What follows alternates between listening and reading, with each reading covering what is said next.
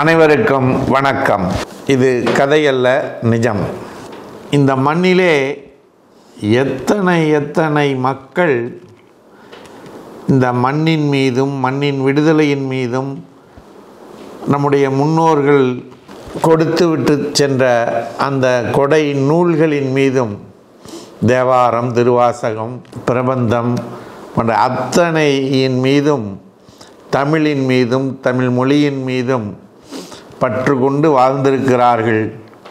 அதற்கு எந்த அளவிற்கு அவர்கள் துணை புரிந்திருக்கிறார்கள் என்பதை படிக்கின்ற பொழுது, கேட்கின்ற பொழுது இந்த உள்ளம் விம்முகிறது நண்பர்களே.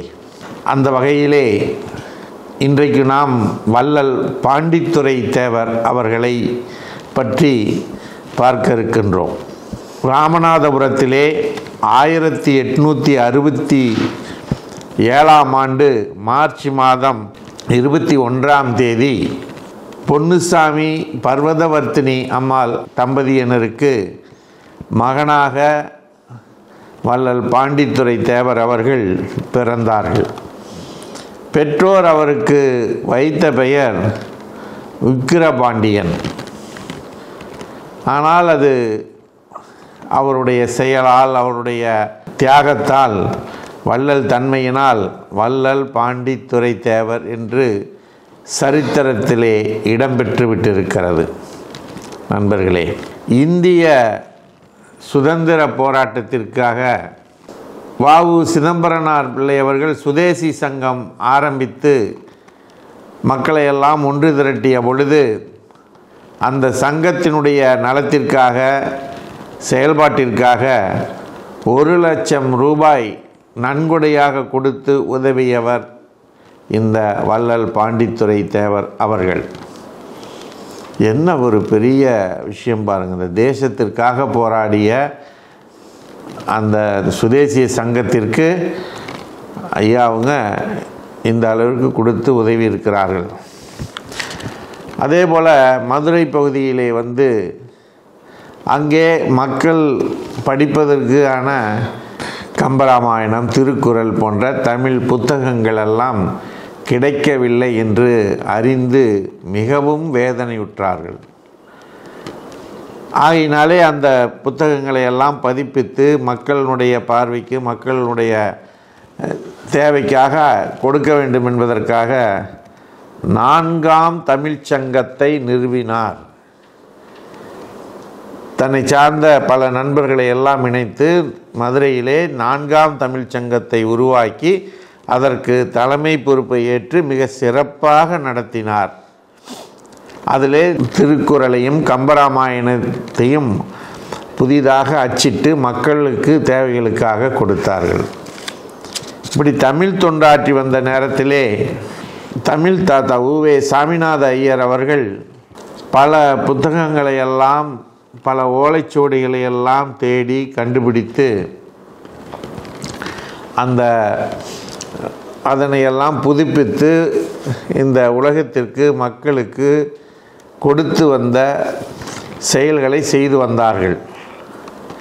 அப்படிப்பட்ட அந்த உ.வே. சாமிநாத ஐயர் அவர்களினுடைய அரிய பணியை கண்டு உச்சி மகிழ்ந்து அவரை தன்னுடைய இடத்திற்கு, ராமநாதபுரத்திற்கு அழைத்து கௌரவித்து அவருக்கு மிகப்பெரிய பொருளுதவியெல்லாம் கொடுத்து உதவினார்கள். அப்படி அவர்கள் சாமிநாத ஐயர் அவர்களிடம் மணிமேகலை, புறப்பொருள் வெண்பா போன்ற புத்தகங்களை அச்சிட்டு வெளியிடுமாறு கேட்டுக்கொண்டார்கள். அவர்களும் அதனை அச்சிட்டு பதிப்பிட்டு வெளியே கொடுத்தார்கள். இப்படி தமிழ் தொண்டாற்றிய மிகப்பெரிய வள்ளலாக அவர் இருந்த சூழ்நிலையிலே இன்னும் அவருடைய வேட்கை அதிகரித்தது.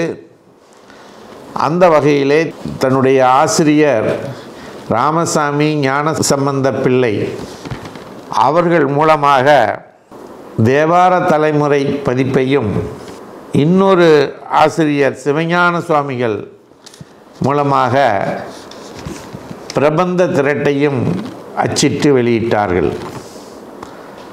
இவ்வாறு தொடர்ந்து தேசத்திற்காகவும் தமிழுக்காகவும் தமிழில் நம்முடைய முன்னோர்கள் கம்பரும் திருவள்ளுவரும் எழுதிய அந்த நூல்களை எல்லாம் மற்ற எல்லா புலவர்கள் எழுதிய நூல்களை எல்லாம் பதிப்பித்து மக்களுக்கு கொடுத்த அந்த வள்ளல் பெருந்தகை அவர்கள் 1911 டிசம்பர் 2ஆம் நாள் இந்த பூவுலகை விட்டு விண்ணுலகம் சென்றார்கள்.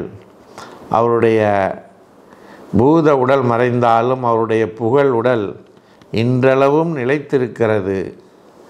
ஆகவே நண்பர்களே, நாம் வாழுகின்ற காலத்திலே எந்த அளவிற்கு நம்முடைய தேசத்திற்கும் நாம் பிறந்த இந்த மண்ணிற்கும் நம்முடைய தாய்க்கும் தாய் மொழிக்கும் பணி செய்கிறோமோ அதனுடைய சிறப்புகளெல்லாம் அடுத்த தலைமுறையினருக்கு கொண்டு போய் சேர்த்துகிறோமோ என்றென்றும் அத்தனை தலைமுறையும் நம்மை பாராட்டும் என்பதனை கூறி, இந்த காணொளி காட்சியை காணக்கூடிய நீங்கள் ஏதாவது ஒரு வகையிலே ஒரு சிறு தொண்டினை இந்த உலகத்தை விட்டு நாம் செல்வதற்கு முன்பாக கொடுத்துவிட்டு செல்லுங்கள் என்று இருகரம் கூப்பி வேண்டி வணங்கி கேட்டுக்கொண்டு விடைபெறுகிறோம். நன்றி, வணக்கம்.